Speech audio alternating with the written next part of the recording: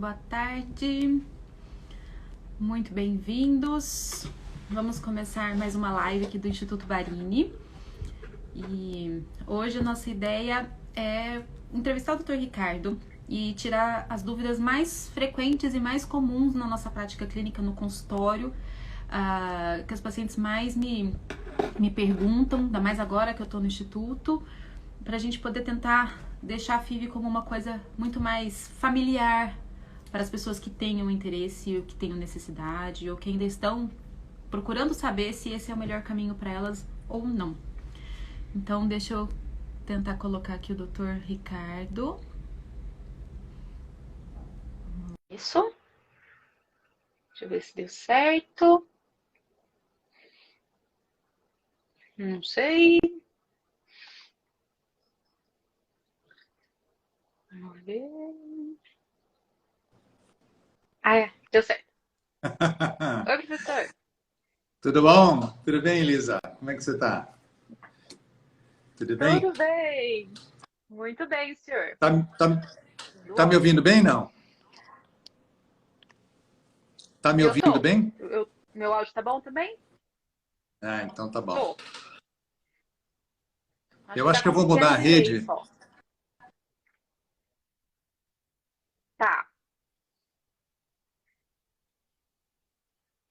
Vamos ver, acho que a rede do Dr. Ricardo tá com problema. Mas ele já entra de novo. Tô vendo o pessoal entrando, muito bem-vindos. Vamos lá ver o que acontece aqui. Deu certo? Agora está melhor, né?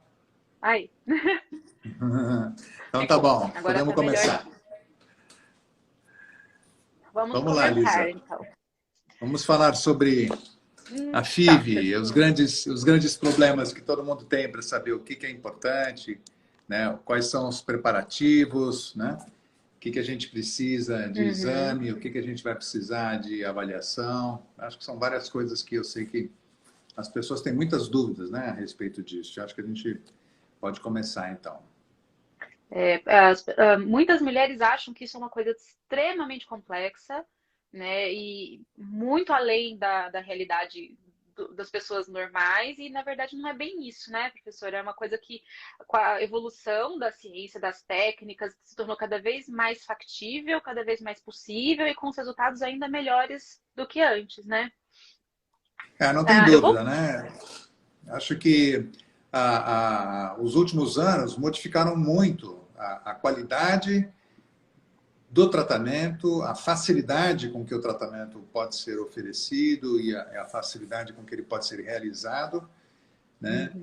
E isso realmente ampliou muito a possibilidade para que muitas pessoas que antes não podiam nem sonhar em ter filhos, né, tivessem acesso a essa realidade. Sim.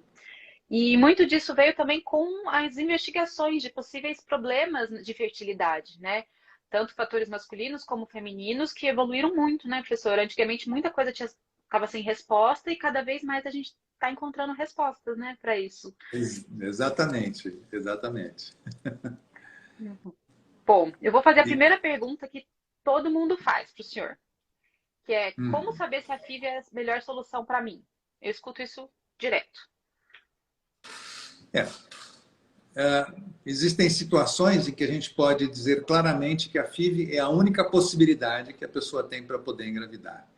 Então, diria assim, são casos absolutos de indicação, né? Não tem como fugir. Se ela quiser gravidez, ela vai ter que passar por uma FIV. Existem casos em que as pessoas até poderiam caminhar um pouco mais na investigação, ou poder fazer uma avaliação mais aprofundada, mas elas têm uma urgência tão grande de querer engravidar e não querem deixar para o mês seguinte, né? Esses são os casos que é o oposto, né? Praticamente não tem indicação clara e aqueles que têm indicação absoluta. E a gente vai, obviamente, tentar, através de toda a investigação, que eu acho que é fundamental que a gente faça, até para poder oferecer um tratamento de qualidade para qualquer paciente, para qualquer casal, é importante que a gente busque o máximo possível estabelecer um bom diagnóstico, né? Então, o que significa isso? Significa a gente avaliar muito bem como é que a paciente está funcionando fisiologicamente, como é que estão os ovários dessa paciente, como é que está a produção hormonal, como é que estão funcionando as trompas, como é que está a cavidade uterina, ou seja, tudo que é necessário para que uma gravidez pudesse acontecer espontaneamente e o que está interferindo, que não está deixando a gravidez acontecer. E não esquecer, né, que tem a paciente e tem uma outra coisa que chama marido, chama parceiro, né? E as pessoas, às vezes, esquecem disso aí. Esquecem no sentido de, tem espermograma, tem espermatozoide, tá bom. Não, não é só isso, né? A avaliação do marido, ela é importante também do ponto de vista até nutricional, né? Até do ponto de vista emocional, né? Tudo né, tem um todo que a gente tem que dar atenção, né? E eventualmente também, então, avaliar a qualidade do sêmen, ter uma avaliação mais detalhada, saber se existe alguma coisa na parte de fragmentação, do DNA espermático, saber se a motilidade está boa, se a viscosidade está ok, enfim. Precisa ter uma avaliação muito apurada do casal, né? Não dá para a gente focar só na mulher, não dá para focar só no homem, tem que ser pensado no casal. E quando a gente faz uma avaliação assim, muito bem apurada, sobram muito poucos casos que a gente vai chamar de esterilidade sem causa aparente. Ou seja, são aqueles casais que estão tentando engravidar 1 ano, 2 anos, e você procura, vasculha tudo que você conhece na literatura, né, desde os exames todos que a gente já comentou, assim, en passant por aqui, né, ou pelo menos o tipo de coisa que a gente investiga, e você não acha nada.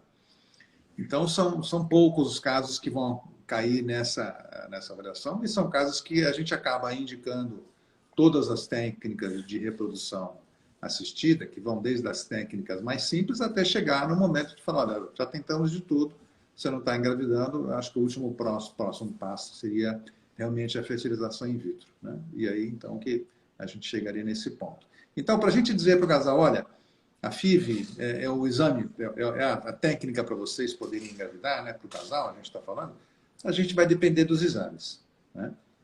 Nos casos extremos, vamos pensar, se a mulher tem uma obstrução tubária bilateral, tem uma doença de uma endometriose grave, com dificuldade de mobilidade das trompas, ou o homem tem um fator masculino muito significativo, né, tem uma baixa contagem espermática, ou tem uma alteração da morfologia muito importante, são casos que a gente fala, olha, não tem o que a gente pensar a não ser a fertilização in vitro.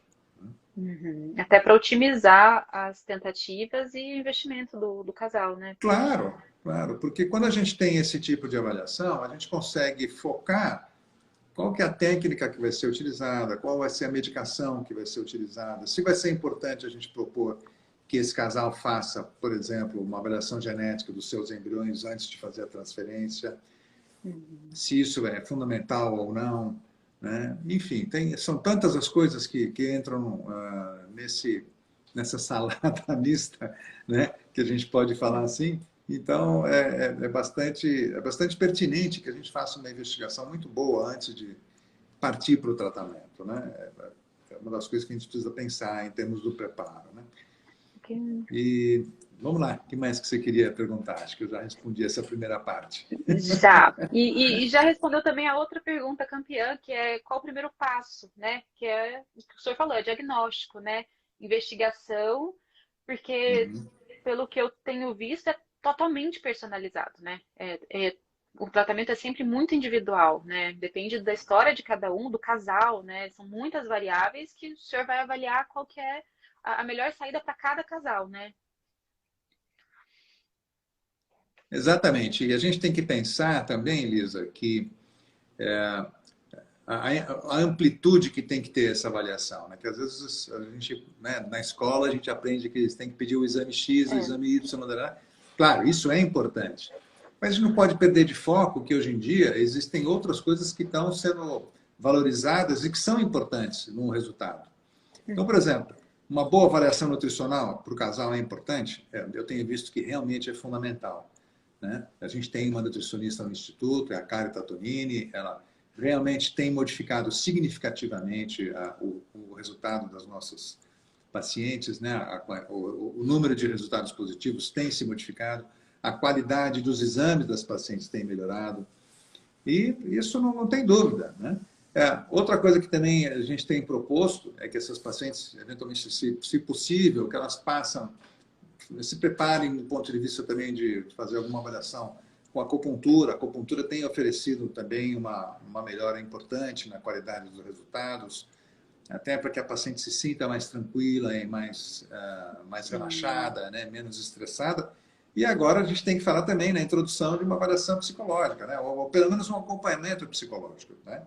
Um a gente suporte, tem focado né? isso, a gente tem focado isso, e acho que isso é importante, porque não existe tratamento de fertilidade sem estresse, né? O estresse emocional faz parte do tratamento. Eu tenho um jargão que eu uso bastante com as pacientes, que é o seguinte: olha, o tratamento da fertilização in vitro, ou o tratamento de reprodução assistida, ele é um investimento financeiro muito grande, mas é um investimento emocional incomensurável, né? Não tem medida, né?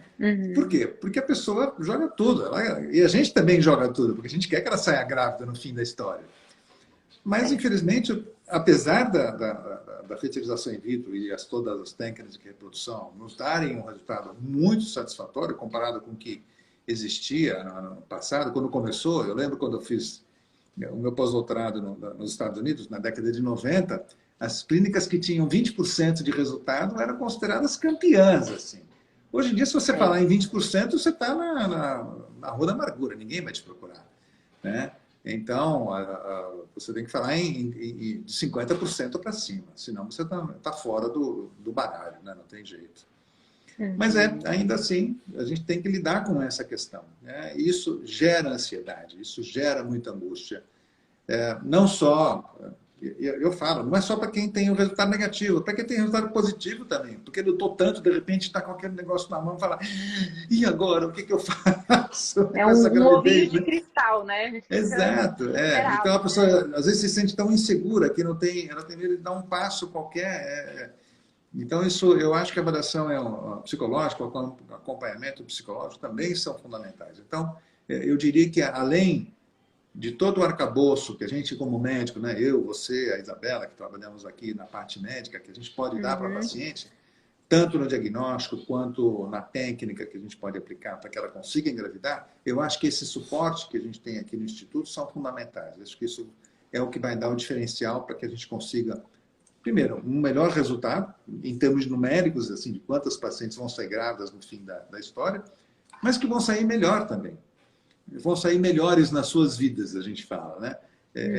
Aproveitar esse momento do contato com o Instituto para poder realmente ter uma modificação positiva na qualidade de vida, né? Para que isso signifique uma atenção melhor para a sua alimentação, para a sua atividade física, para a qualidade de sono, enfim, tudo, né? Porque isso vai melhorar a vida de todo mundo. É isso que a gente está buscando no fim das contas, né? Essa é o nosso objetivo, né? Não é só engravidar, mas é engravidar bem e viver bem, né? Isso até para as gestações espontâneas, né? Seria o ideal, né? Seria o mundo ideal, seria que toda tentante e toda gestante tivesse um suporte, né? Porque a gente sabe que é um período de tanta transformação, né? E de tanto medo, de tanta alegria, tudo junto e misturado, né? Que seria muito legal se todo mundo tivesse esse suporte, né, professor? Aliás, eu vi já uma coisa que até é meio engraçada, porque é o exagero dessa brincadeira, né? Alguém me mandou uma coisa no WhatsApp dizendo assim: olha, eu consegui fazer um tratamento e eu consegui apagar todos os genes ruins, né? É o tratamento da epigenética. Então, eu não transmiti nenhum gene ruim. Não, é mentira. Você transmitiu os mesmos genes que todo mundo vai transmitir. O que você pode fazer? Não deixar esses genes se manifestarem. Aí, tudo bem, né? É outra história, né? Então, é o exagero da propaganda negativa, né? Quer dizer, da propaganda que tenta ser positiva, mas, claro, é uma enganação total isso. E nem seria bom, né? E nem seria bom, evolutivamente isso não é legal, né? A gente precisa ter os prós e contras para a gente se adaptar, né? Claro. E evolutivamente a gente precisa desses defeitos que no futuro podem se mostrar qualidades, né? Exato. Então, a gente não sabe o que significa seleção. A gente não pode fazer a seleção, né? Claro, a gente pode pensar na seleção do ponto de vista daquelas coisas que não têm potencial de vida. Não, por exemplo, quando você fala em seleção embrionária, porque você sabe que tem embriões que não vão ter nenhuma condição de sobrevida, tudo bem, isso é uma coisa. Sim. Agora, começar a querer mexer no gene que vai dar colesterol aumentado, sei lá, qualquer coisa que seja, né? E você sabe que já existe um movimento de alguns laboratórios oferecendo esse tipo de avaliação dos embriões, né? Que é uma coisa que é muito discutível. Eu acho que aí já começa a entrar numa seara que, eticamente, a gente precisa pensar duas vezes se isso vale a pena ou não. Eu, por enquanto, eu Quando se acredito que tentou não. fazer isso, não deu muito certo, né? Não deu muito certo até agora. Não costuma funcionar, não. Não, não. Tá Mas ótimo. Alguém perguntou se vai ficar salvo. Vai ficar salvo, sim. vai. Vamos É gravar só depois.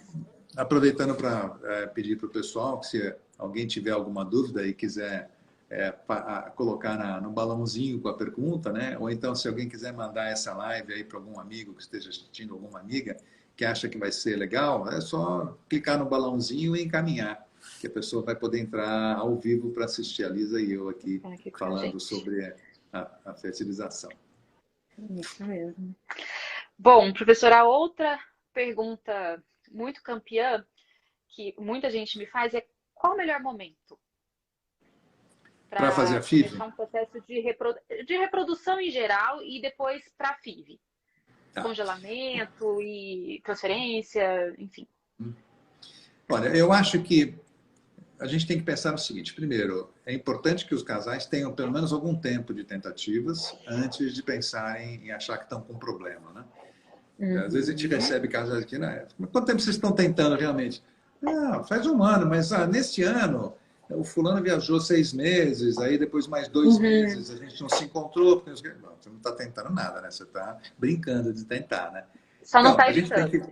Exatamente, você não está evitando. Então, eu acho que precisamos falar aquela coisa que é clássica, né? Ter pelo menos um ano sem uso de contraceptivo, com uma vida sexual razoavelmente regular, que seja pelo menos 1 ou 2 vezes por semana, no mínimo, né? Tentando focalizar um pouco melhor o período, né, de maior chance de gravidez. Aí sim, se não acontecer uma gravidez espontânea, começar a procurar o que está acontecendo, né? E tem a ver com a idade também, né, professor? Dependendo da idade, depende da idade também, né? Claro, dependendo da idade. Por quê? Se você tiver mais, especialmente a mulher tiver mais do que 35 anos, a gente não pede para que isso não passe de 6 meses para começar a investigação. Com menos de 35 anos, dá para a gente completar 1 ano e aí sim começar a fazer algum tipo de avaliação e algum tipo de investigação, né? Por que a gente divide nessa faixa etária, né? Até 35 tudo bem, né? Tem alguma varinha mágica que vai dizer que depois de 35 tudo vai bem? Não. É porque depois dos 35 a gente vai ter menos tempo para conseguir fazer tudo que é necessário, né? E eventualmente chegar até uma gravidez. E nós sempre lembramos que, infelizmente, a natureza não foi muito legal com as mulheres do ponto de vista do tempo que elas vão ter para terem uma vida reprodutiva, né, com mais chance de gravidez, com mais chances de gravidez espontânea normal, ou até a chance de gravidez num tratamento de reprodução assistida normal. Por que a gente fala isso? Porque a gente sabe que depois dos 40, especialmente, existe uma queda drástica na fertilidade, né?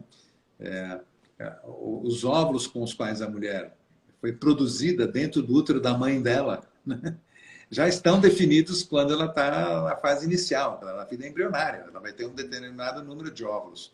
E esses são os óvulos que ela vai receber. Ela não vai produzir mais óvulos, não tem como. A gente ainda não conseguiu nenhuma técnica que consiga fazer com que as mulheres produzam mais óvulos, né? E aí ela tem que viver com aqueles óvulos que a natureza, né, lhe forneceu e vão ser esses com os quais ela vai ter que lidar, não tem jeito.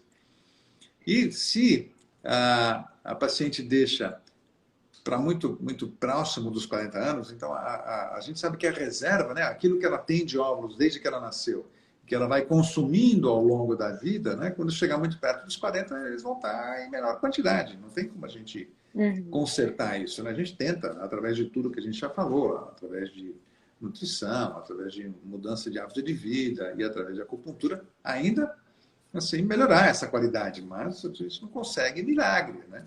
Então, se possível, se as mulheres puderem ficar atentas a isso e puderem se organizar para não deixar a investigação chegar muito perto dessa fase da vida, melhor, né? Então, eu diria o seguinte, bom, para quem está com dificuldade para engravidar, quando que tem que procurar atendimento, se você tem menos do que 35 anos, mulher, os homens são um pouquinho mais para frente, mas a mulher com menos de 35 anos, ela tem um ano de período de, vamos dizer, carência para tentar engravidar espontaneamente. E se não acontecer, aí sim, buscar o atendimento. Se você tem mais do que 35 anos, 6 meses é o suficiente para você já ir atrás de algum tipo de avaliação. Agora, se a gente for pensar nas mulheres que estão numa fase da vida em que elas querem investir na sua vida profissional, ou elas estão aí num momento em que elas têm pouca perspectiva de ter um parceiro, ou eventualmente que elas não têm aí uma visão muito clara de como é que vai ser a vida dela, do ponto de vista, sei lá, até de opção sexual para a sua vida, enfim, e ela quer preservar a fertilidade, né? Que isso é uma coisa que tem cada vez mais surgido, né? Porque Quer ganhar mais e tempo, né? mais as mulheres estão investindo muito tempo na sua vida profissional e estão deixando menos tempo disponível para a maternidade, né? Para poder viver a maternidade. Então, o ideal seria que essas mulheres tentassem fazer a preservação da fertilidade antes dos 35. Né? Então, e por que a gente fala que antes dos 35? Primeiro, porque nós vamos ter uma probabilidade maior de conseguir uma quantidade de óvulos maior e de melhor qualidade, portanto, com mais chance de gravidez lá no futuro. Né? Se você for deixar a coisa, né, caminhar muito tempo e lá pelos 40 você fala assim, nossa, eu preciso guardar meus óvulos. Tudo bem, dá para guardar, mas a gente vai ter provavelmente um resultado bem inferior ao que a gente teria, né, quando você estava lá numa fase mais nova na sua vida, né? Vamos dizer lá pelos 32, 33 anos, por aí. Eu sei que é difícil, né? Para uma menina, uma mulher, né, que está nessa fase, assim, nossa, e agora? Será que eu tenho que fazer preservação da fertilidade, né? Eu acho que pense e tente vislumbrar como é que está você nesse momento na sua vida, onde você vai querer investir, porque mesmo que você tenha um parceiro, não quer dizer que você quer ter filho imediatamente, né? Pode ser que você queira, sei lá, fazer aquele pós-doutorado nos Estados Unidos ou na China, enfim. Hoje em dia o mundo está pequeno, né?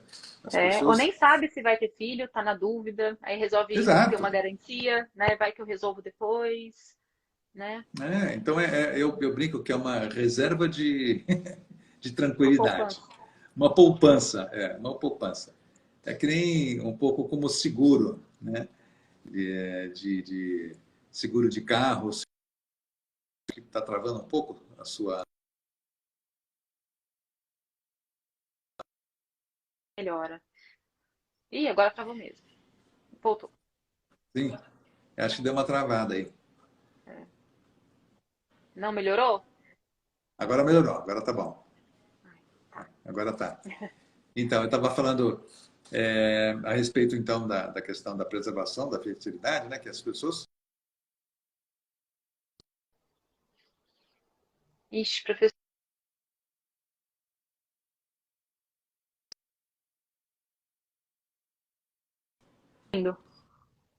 Agora tô.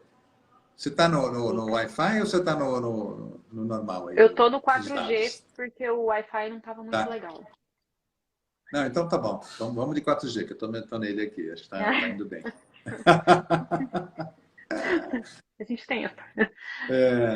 Mas então, Lisa, eu acho que em termos da idade e o momento seria mais ou menos isso. Acho que isso responde um pouco.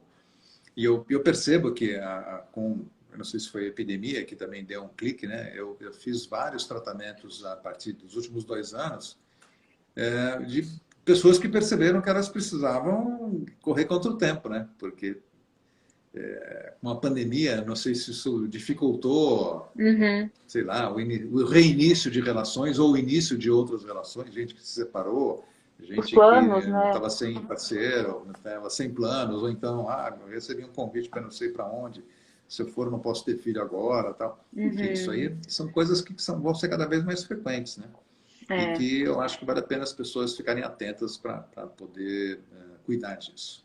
E tá bem mais frequente, pelo menos eu tenho observado, as mulheres mais jovens chegando no consultório falando, eu vim porque minhas amigas todas estão congelando, e eu nem imaginei que isso tivesse na época. Aí quando eu me vi, eu tô com 33 e tô indo para, sei lá, para Suécia e eu preciso garantir minha reserva porque eu ainda tô em dúvida do que eu vou fazer. Isso está cada vez mais frequente. E quando a gente faz essa pergunta de plano gestacional, quando a paciente está com seus 33, 34, a gente dá uma perguntada para orientar, né, para ajudar a pensar nisso, porque senão a gente esquece de pensar nessas coisas, né?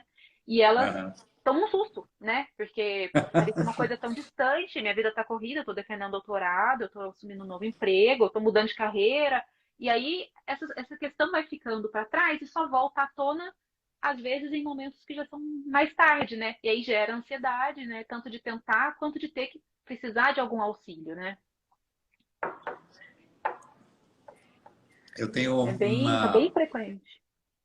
a Sociedade Brasileira de Reprodução Assistida, faz alguns anos, eles lançaram uma campanha que falava assim: fertilidade, o tempo não para.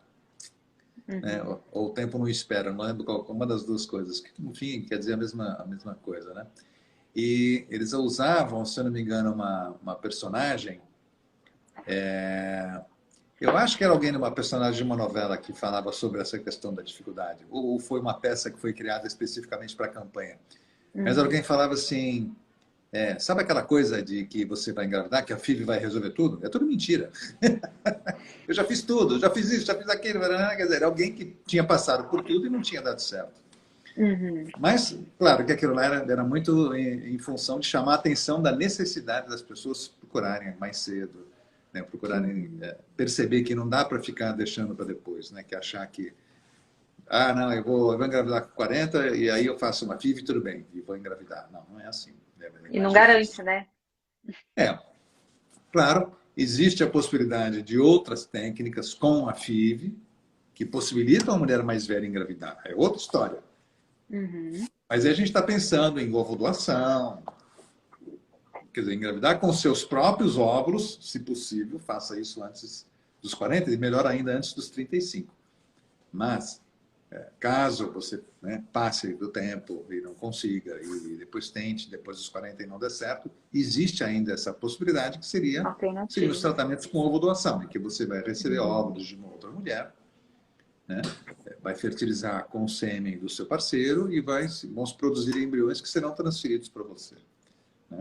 Eu tenho várias experiências extremamente positivas com esse tipo de tratamento. Há pouco tempo também vi um post aí de uma artista contando que ela tinha engravidado aos 48 anos através de ovo doação. E todo mundo parabenizando, né? Especialmente nós médicos, dizendo: puxa, que legal que alguém nessa posição está revelando essa questão, que é uma coisa extremamente íntima, claro, Um não tabu, né? precisa revelar. Mas por outro lado, tira o tabu. A gente vê várias dessas artistas e, sei lá, personalidades públicas, né? Engravidando com 48 anos, com 47 anos. A gente fala: bah, Não foi é. ovo doação, tá na cara, né? Uhum. E E, tudo bem, né? Qual o problema, e né? tudo bem, não tem nenhum Cada problema, um né? vai seguir seu sonho. Exatamente, né? Então, não tem nada de mal, né? Absolutamente não. Mas seria bem legal se mais pessoas tivessem essa coragem, né, de poder chegar e falar assim: olha, realmente eu engravidei com ovo doação, foi um tratamento assim, assim, assim. Por quê? Desmistifica um pouco e tiraria um pouco o peso Uhum. de algumas mulheres que infelizmente chegam nesse ponto e elas estão sem reserva, não têm folículos, não tem produção. E Uhum. tiraria um pouco dessa culpa, porque às vezes o que também é uma pena, que às vezes as pacientes se sentem extremamente culpadas por chegarem a esse ponto. Eu falo: minha filha, veja, o que você tem de consciência, né, hoje, né, o que você tem de sabedoria sobre a vida hoje, não é o que você tinha aos 35, não é o que você tinha aos 30. Né? Então, aquilo que você pôde decidir sobre a sua vida e sobre o seu futuro aos 30 é diferente do que você tem aos 40, porque você já acumulou uma outra série de vivências e de conhecimentos e da sua evolução pessoal. Você não é a Uhum. mesma pessoa. Então não adianta você culpar aquela pessoa dos 30 porque não é a mesma pessoa. Né? Claro, obviamente é é o mesmo ser, mas Sim, assim, do ponto de é vista uma outra evolutivo e experiência, né? emocional, é outra experiência, é uma outra coisa. Né? Então, é por aí que a gente tenta dirigir as coisas que a gente fala para os pacientes, né? Então, tiraria pelo menos esse peso, essa sensação de culpa, né? Ah, por que eu fui me investir tanto na carreira? Bom, isso já foi. Agora a gente tem que pensar em outra coisa. Não se martirize por isso, né? E as prioridades mudam ao longo da vida, né? No seu momento de Claro, vida, nas suas claro. experiências, o relacionamento, a situação econômica, tudo isso muda muito. E Não tem cada um faz dúvida. o melhor que pode em cada fase, né? A gente também Exato. vai evoluindo e vai aprendendo e vai mudando de prioridade em alguns casos, né? Mas é Uhum, super uhum. comum o paciente falar, ah, eu tinha que ter feito isso antes, ou tô atrasado, tô atrasada, cedo. Bom, começou hoje, então pronto, já começou. Já veio aqui, já está procurando ajuda, então você já fez o que tinha que fazer. Tira o que foi para Aham, trás, né? E vamos para frente, porque senão também a gente vai claro. ficar se culpando do lanche que a gente derrubou lá no colégio, né? Não adianta. E gera muita É angústia isso na mesmo. mãe, e principalmente quando tem alguma dificuldade, a mulher toma muito para si, né, essa questão da fertilidade, né, da reprodução. E a culpa de não programar, parece que ela acha que é tudo dela, né, que não é um binômio, né, que não é um casal, enfim. Acho que o apoio psicológico entra forte aí nessa questão, né? Exatamente. É um Exatamente. complexo. E outra pergunta. Quando a gente vai fazer primeiro passo lá da avaliação da reserva ovariana, seria isso? Sim, sim. Eu acho que quando a gente faz a avaliação da mulher, eu costumo propor que a gente faça um primeiro filminho do ciclo menstrual, né? O que significa isso? A gente chama isso de um ciclo monitorado, né?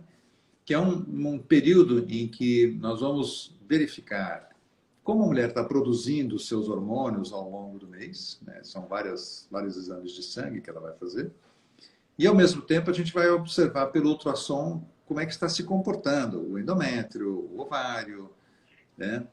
Todos os parâmetros que a gente pode tirar, né? Se o ovário tem muitos folículos, poucos folículos, se o endométrio tem o aspecto que ele tinha que ter, ou se tem lá algum defeitinho, algum pólipo, alguma coisa que a gente precise tomar conta antes de fazer a avaliação, né? Antes de fazer algum procedimento.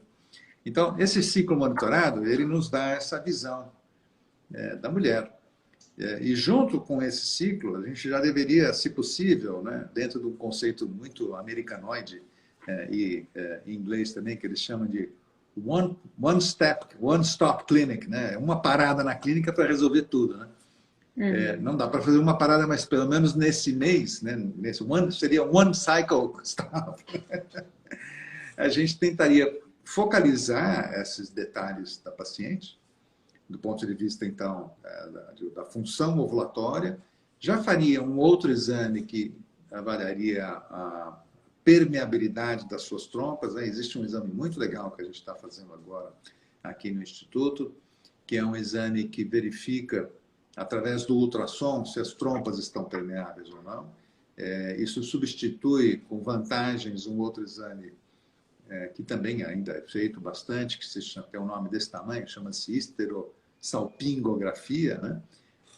Que é um exame radiológico em que se injeta um contraste pelo colo do útero e ele desenha as trompas e a gente conseguiria ver se a trompa tem algum grau de dilatação, se ela tem mobilidade, especialmente se está passando o contraste. Acontece que o Uhum. contraste, ele é um contraste iodado e ele muitas vezes provoca um pouco de desconforto, né? É uma coisa que dá um pouco de dor.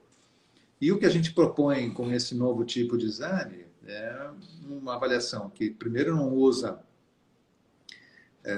raio-x, então você não tem radiação, e Uhum. também não usa um tipo de contraste que provoque dor. É um contraste muito incrível, ele é uma combinação de um gás, um fosfolípide, e que esse fosfolípide ele aprisiona, faz bolhas de gás pequenininhas.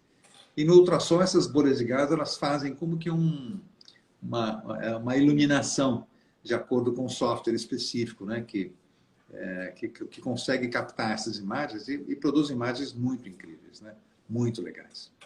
Então, vejam bem, a gente está falando de fazer uma avaliação da ovulação, da avaliação das trompas, avaliação dos aspectos do endométrio e você perguntou da reserva ovariana. Como é que a gente avalia a reserva ovariana? Então, logo no primeiro exame que a paciente faz, nesse ciclo que a gente chama de ciclo monitorado, ela colhe um exame que se chama hormônio antimileriano. O hormônio antimileriano é um hormônio que tem uma correlação muito importante com a quantidade de folículos que a paciente tem ainda para produzir até o final da sua vida reprodutiva.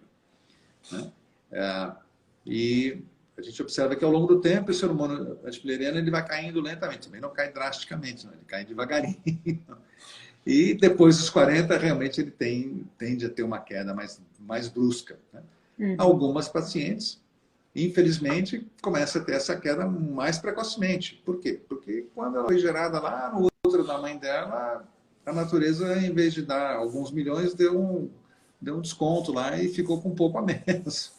E quando chega nessa fase da vida, ela pode sentir falta dessa quantidade de folículos e ter realmente uma redução. Não significa que ela vai entrar na menopausa tão precocemente assim, ou que ela vai entrar na menopausa antes dos 40, mas mesmo que ela ainda continue tendo os seus ciclos menstruais e tudo, essa reserva muito baixa geralmente tende a ter uma qualidade ovulatória, uma qualidade dos óvulos já menor também. Bom, nós estamos falando aqui da dosagem do hormônio, e aí como é que a gente correlaciona? Existe uma outra coisa que a gente usa bastante também para fazer a contagem, é uma contagem dos folículos antrais. O que são os folículos antrais? São aqueles pequenos folículos com menos do que 10 milímetros, menos do que 1 centímetro, que a gente identifica pelo ultrassom. E quando a gente vê que a quantidade desses folículos está muito pequena, geralmente essa paciente tem uma reserva muito baixa. Então, o que seria uma quantidade normal? Pelo menos uns 6, 7, 8 folículos de cada lado. Então, quando a paciente tem menos do que 4 folículos, a gente sabe que a reserva está muito baixa. Então, durante esse período que a gente está fazendo esse ciclo monitorado, logo no primeiro exame de ultrassom, a gente vai observar quantos folículos que ela tem, se são tão bem distribuídos nos ovários, se não tem nenhuma imagem suspeita para endometriose, e assim por diante. Dentro ainda dessa história da avaliação que você comentou da reserva, o que é o melhor? É o antimileriano ou é a contagem folicular? Todo mundo tem essa dúvida aqui. Na verdade, o ideal é combinar os dois. Para mim, pessoalmente, o hormônio antimileriano ele tem uma sensibilidade muito boa e ele me ajuda a pensar como é que eu vou fazer o tratamento dessa paciente. Por quê? Ele me ajuda a considerar quanto que eu vou precisar usar de medicamento. A gente pode distribuir, assim, a grosso modo, 3 grupos de pacientes. Aquelas mulheres que têm um antimileriano muito alto, aquelas mulheres que têm um antimileriano, vamos dizer, dentro de uma faixa que a gente considera normal, e aquelas que têm um antimileriano muito baixo. Porque se você pegar uma paciente que tem um antimileriano muito baixo, a gente brinca, essa é a paciente que se acende o fósforo, você provoca um incêndio, Porque são as pacientes que têm uma tendência a responder exageradamente. Isso faz parte daquele grupo de pacientes que a gente chama que tem a síndrome do ovário policístico ou de micropolicístico. São pacientes que, quando você olha no ultrassom, elas têm uma quantidade bastante significativa de folículos e que tende a ter pelo menos um antimileriano acima de 2,5 nanogramas por ml. E que não necessariamente é uma coisa boa, né? Não é não. É uma coisa que a gente tem medo até. A gente às vezes fica falando assim, meu Deus, o que vai acontecer, A gente não quanto mais alto, vai estimular. Melhor. A gente já sabe, na verdade, toda paciente que tem o ovário policístico, a gente já prevê que ela vai ter uma hiperestimulação. Então, você tem que fazer uma hiperestimulação bem monitorada para não acontecer uma síndrome da hiperestimulação ovariana, que é uma coisa muito grave, que a gente vê as pacientes até, às vezes, estão indo para internação por causa disso, assim por diante. Mas são pacientes que a gente tem que ter bastante carinho e selecionar muito bem quanto que você vai usar o medicamento para elas. No outro extremo, as pacientes que estão abaixo de 1, no antimileriano e que tem uma contagem geralmente também baixa de folículos antrais, essas são as pacientes que você sabe, se você pode, a gente brinca, pisar grosso mesmo, entrar com bastante medicação não tenha receio, né, de dar bastante medicamento, porque essa paciente vai precisar um estímulo maior, às vezes vai precisar de mais tempo até de estimulação para conseguir fazer com que os seus folículos cresçam adequadamente para conseguir um bom resultado. Então, são situações dos dois extremos. E tem um grupo de pacientes que a gente considera, vamos dizer, mais da faixa de normalidade. São aquelas que teriam lá um antimeriana entre 1,2 e 2,5, são aquelas que geralmente respondem, né, com uma quantidade boa de folículos, ali entre 10, 12, 15 folículos, sem precisar de muito remédio. E outras pacientes precisam de muita medicação para atingir metade disso, né? E mais de um Então, ciclo, às vezes, né? E às vezes mais de um ciclo, né? Tem até uma técnica mais recente que tem sido utilizada bastante, chamada a técnica do estímulo duplo, ou do dual estímulo, que significa você fazer um primeiro estímulo, desde que a paciente menstrua até a época que ela vai ter a fase ovulatória para você colher esses folículos. Aí a paciente, eu faço assim, ó, você respira fundo e começa tudo de novo. Ela descansa geralmente uns 3, 4, 5 dias, no quinto dia ela começa a reestimular e aí passa de novo por uma outra coleta. Qual que é a intenção disso? Quando você faz a primeira estimulação, você tem óvulos, tem folículos que crescem bastante, que até atingir essa maturidade, mas tem outros folículos que começam a crescer mais tardiamente. E são esses folículos que você pode, numa segunda estimulação, conseguir captar e aumentar a probabilidade dessa paciente conseguir engravidar. Isso é algo que surgiu e que veio da veterinária, na verdade. Aliás, muita do que a gente faz em reprodução vem da veterinária, né? Em que eles fazem o que nós chamamos da estimulação na fase lútea. A fase lútea é depois da ovulação. Se você pensar que depois que você colheu os óvulos, é como se você já tivesse ovulado, então você está fazendo justamente a estimulação na fase lútea, né? E que tem dado resultado. Claro que isso é reservado para o grupo de pacientes que tem uma reserva baixa. Não tem sentido nenhum para uma paciente que tem uma reserva normal você fazer um duplo estímulo. Não precisa. Seria um exagero, né? Nesse sentido. Mas é isso. E, claro, não esquecer de avaliar muito bem o homem, né? Nessa história. Essa história, o homem não pode ser esquecido. Ele precisa de uma avaliação completa. Não adianta a gente pegar um exame. Eu não tenho nada contra nenhum laboratório, mas eu sempre falo que o exame do espermograma é um exame de quem está atrás do microscópio. Depende do homem ou da mulher que estão ali olhando, contando as suas células. E geralmente quem tem o treinamento adequado para isso são pessoas que são treinadas nas clínicas de fertilidade. Alguns laboratórios hoje em dia até já melhoraram bastante a qualidade da sua avaliação de sêmen. Alguns dos grandes laboratórios já conseguem nos dar um resultado um pouco mais confiável. Mas os pequenos laboratórios de cidades do interior, né, e não das capitais, especialmente, eles ainda precisam evoluir muito nesse aspecto. E também a questão do exame de fragmentação, não são todos os laboratórios que conseguem fornecer esse resultado, né? A gente tem um laboratório aqui em Campinas que recebe, é um laboratório de referência, o laboratório Solútil. Ele recebe material congelado, sêmen congelado, para fazer avaliação do Brasil inteiro, para fazer estudo da fragmentação, com um ótimo resultado. Uma técnica excelente, porque utiliza o citômetro de fluxo, que é um material que consegue contar 2 milhões de células em 2 segundos, assim, né? Uma técnica feita por laser, né?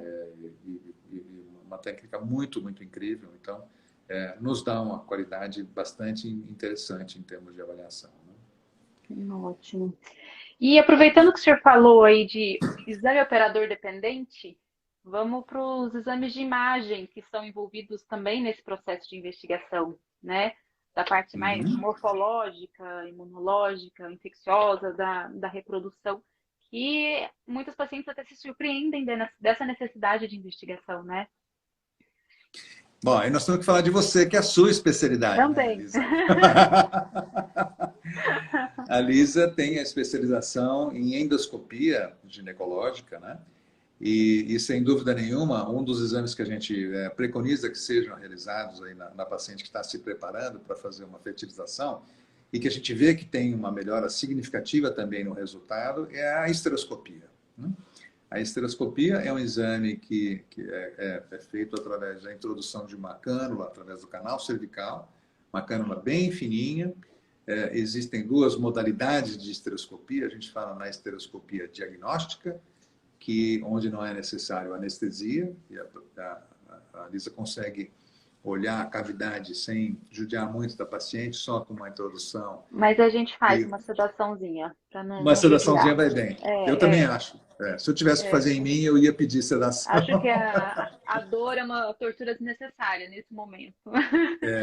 Sem dúvida. O ideal é que seja feito com anestesia. Então,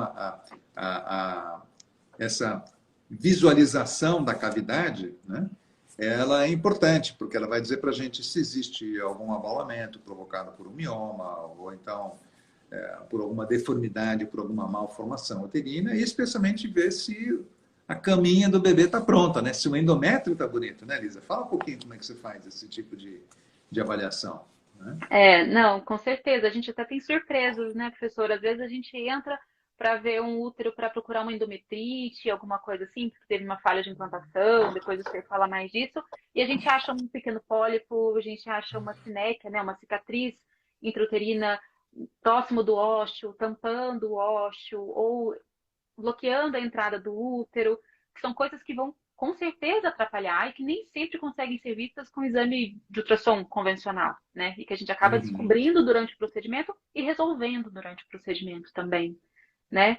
A gente entra com a câmera, joga um líquido dentro da cavidade uterina e essa câmera enxerga a parede do útero, a parede interna do útero com um aumento. Então eu consigo enxergar a vascularização desse endométrio está normal,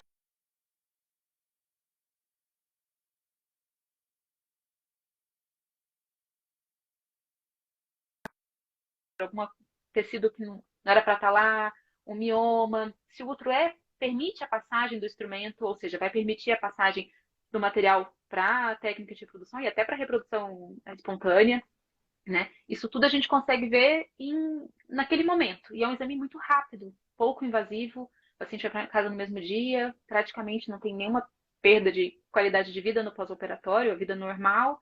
E também é aquela questão de vai uma vez e já resolve, né? Eu não gosto de fazer esteroscopia diagnóstica, eu olho, então você tem um pólipo. Vamos marcar um outro dia para você fazer tudo igual de novo, ver a gente tirar o pólipo. Não. A gente já marca, estando preparado para intervir, caso tenha necessidade de fazer uma intervenção. Claro que se aparecer alguma coisa muito grande, alguma coisa que precise de um preparo especial prévio, a gente para o exame e programa para ter segurança no procedimento.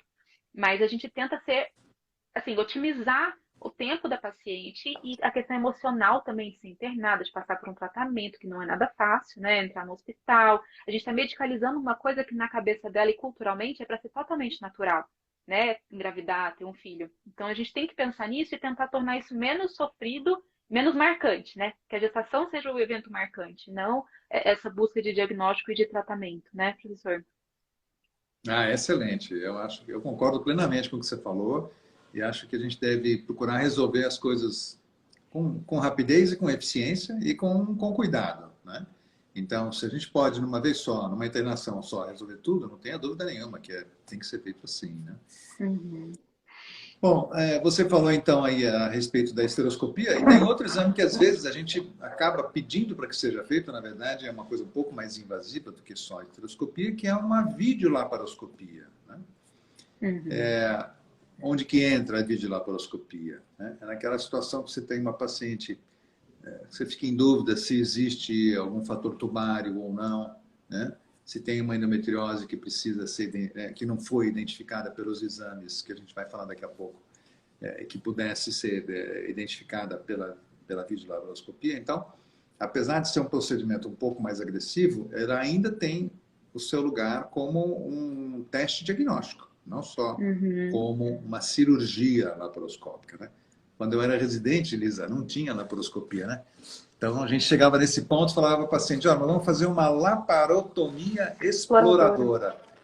Ou seja, nós vamos abrir essa barriga para olhar lá dentro. Que loucura é essa, né? Mas era isso que acontecia, né? E, no fim, a própria cirurgia poderia acabar provocando, né, até uma alteração, e a gente ficava sem a possibilidade de tratar isso depois, né? Sim, sim. Então, veja, a gente já falou da histeroscopia, a gente já falou de laparoscopia, da videolaparoscopia. Nós falamos aí do raio-x das trompas, que é a histerosalpingografia. Eu falei rapidamente, o nome é bem comprido, hein? É a hidrossonossalpingografia. O que significa isso? Que é olhar a permeabilidade tubária pelo ultrassom, utilizando um contraste, que é um contraste que é diferente do contraste radiológico, ele não é dolorido e é muito mais simples para ser realizado, né? E, por último, que falta só a gente comentar, a grande coisa que tem sido o ultrassom, e junto com o ultrassom, a ressonância magnética, que também tem o seu local, né? Então, quando a gente quer estudar, especialmente os casos que a gente tem suspeita de endometriose ou de adenomiose, tanto a ultrassonografia quanto a ressonância magnética podem nos ajudar bastante a definir se existe alguma coisa que possa ser melhorado. E para planejar tratamento também, né? Cirúrgico, quando Exatamente. é necessário, né? Para a gente saber com que está lidando, justamente para otimizar o tempo cirúrgico, né? A gente já chegar sabendo mais para conseguir resolver mais coisas com o mínimo de sofrimento, né? O mínimo de invasão para a paciente, né? Teve uma pergunta aqui agora, professor, se a diagnóstica já ajuda a eliminar alguma coisa sem a necessidade da cirúrgica. Pode até acontecer, né? De a gente ter alguma trave no colo do útero, alguma cicatriz bem no colo do útero, que só o fato da gente injetar o líquido, a gente já consegue desfazer nas sinéquias mais fininhas, né? Aquelas cicatrizes mais fininhas, as aderências mais suaves, a gente até consegue fazer com a própria ótica ou com o líquido que a gente injeta no útero. Então, sim, a diagnóstica, mesmo sem dilatar e partir para o procedimento cirúrgico, a gente já consegue dar uma ajeitada na casa quando são coisas mais simples. Exato. E também fazer até uma pequena biópsia, né, que não precise de uma dilatação do colo, né? Isso ajuda a gente a estudar, no caso, quando você não tem o diagnóstico muito claro de uma endometrite, né? E a endometrite tem importância para a gente conseguir um melhor resultado também, porque às vezes ela interfere com a implantação, ela interfere talvez até provocando abortamento habitual, né? Ou abortamento precoce nessas pacientes. Então, a histeroscopia, sem dúvida nenhuma, ela é muito importante para a gente poder ter essas definições antes de proporcionar aí uma tentativa de gravidez para as nossas pacientes. Lisa, nós estamos chegando no final do tempo. Você quer ver se tem mais alguma pergunta? Tem mais uma pergunta. A Jaque, acho que é isso, desculpa se eu estiver falando errado. Ela perguntou se a avaliação dos óvulos é só quantitativa ou se também é qualitativa. E se a FIV diminui as possibilidades de problemas genéticos no bebê pela seleção. Então, esse é o sonho de consumo, né? Esse é o sonho de consumo. Na verdade, Jaque, o que acontece? Quando a gente tem uma avaliação de que a quantidade, ou seja, que a reserva está baixa, muito frequentemente existe uma correlação com a qualidade baixa. Essas coisas, elas parecem, não são obrigatoriamente concomitantes, mas elas podem ser concomitantes. E elas tendem a ser concomitantes. E quando a gente faz a fertilização, veja que não é o fato da gente estar fazendo a fertilização no laboratório que a gente vai conseguir óvulos melhores do que o que você conseguiria espontaneamente. Ao contrário. O que a gente vê no laboratório é o que acontece na natureza, né? Porque na natureza, a estimativa é de que de cada 1000 óvulos que sejam fecundados, né, espontaneamente, não no tratamento, dentro do corpo da mulher, 1/3 no máximo vai se transformar numa gravidez diagnosticável. Por quê? Porque os outros todos não têm qualidade suficiente para isso. Então a natureza já faz uma seleção natural daqueles embriões sem qualidade. E o que acontece no laboratório é que a gente está vendo aquilo acontecer aos nossos olhos, aos olhos do embriologista. Ele vai vendo, puxa vida, ela começou com 10 folículos, desses 10 folículos ela teve 8 embriões, dos 8 embriões, só 2 ou 3 chegaram a blastocisto. Puxa, que coisa. Não, mas é isso que acontece na natureza, não é diferente. Então, a única coisa que diferencia engravidar espontaneamente do que engravidar através da fertilização, é que existe a possibilidade de você fazer um diagnóstico genético antes da implantação. Isso na natureza não existe. Na natureza é uma roleta russa, a gente brinca. Só que é uma roleta russa altamente eficiente, porque a quantidade de embriões que vão se implantar e que vão gerar gestações e que têm anomalias genéticas incompatíveis com a vida, também vão ser selecionados e a paciente, infelizmente, vai abortar.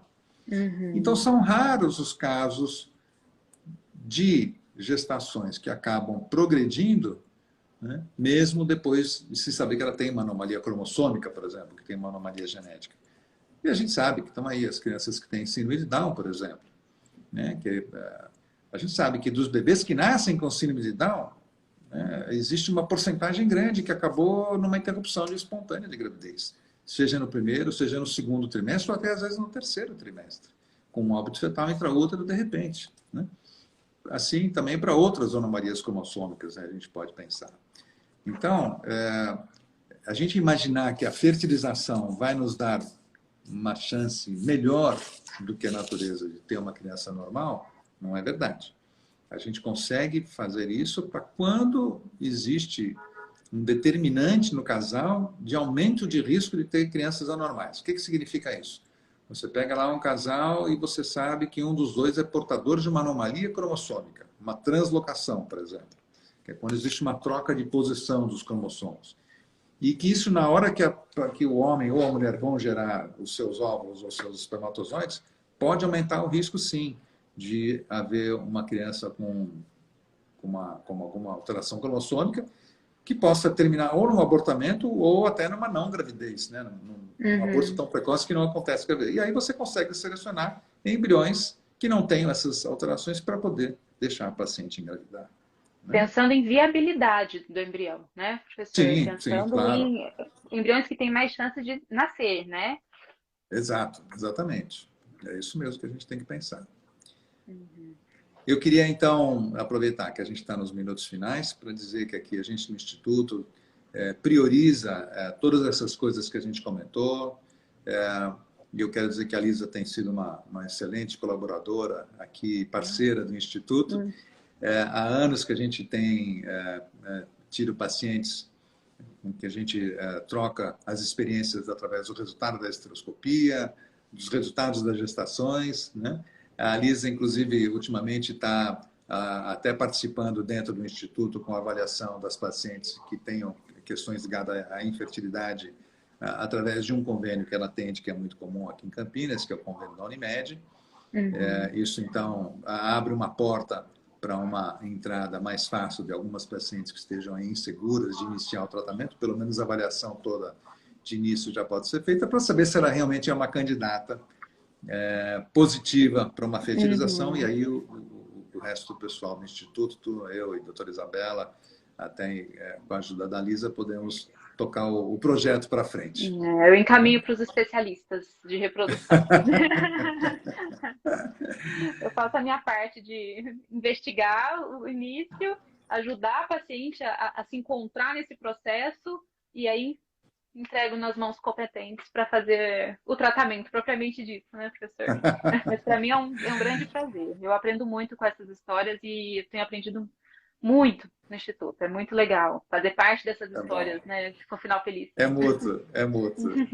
Lisa, brigadão então pelo tempo. Eu que agradeço. E a gente fica feliz de ter você aqui com a gente. A gente está tendo uma experiência excelente. Eu que agradeço. E agradeço a todo mundo que pôde participar e lembrar para todo mundo que isso vai ficar gravado no Instituto. Sim, né? sim. No perfil do Instituto. E se alguém tiver alguma dúvida, por favor, encaminhe, que a gente vai ter cuidado para poder responder. Vai responder tudo. Obrigada, um abração para vocês todos, então. Até. Beijo a todos, obrigada. Beijo aí. Tchau, Lisa. Até mais. Tchau, tchau.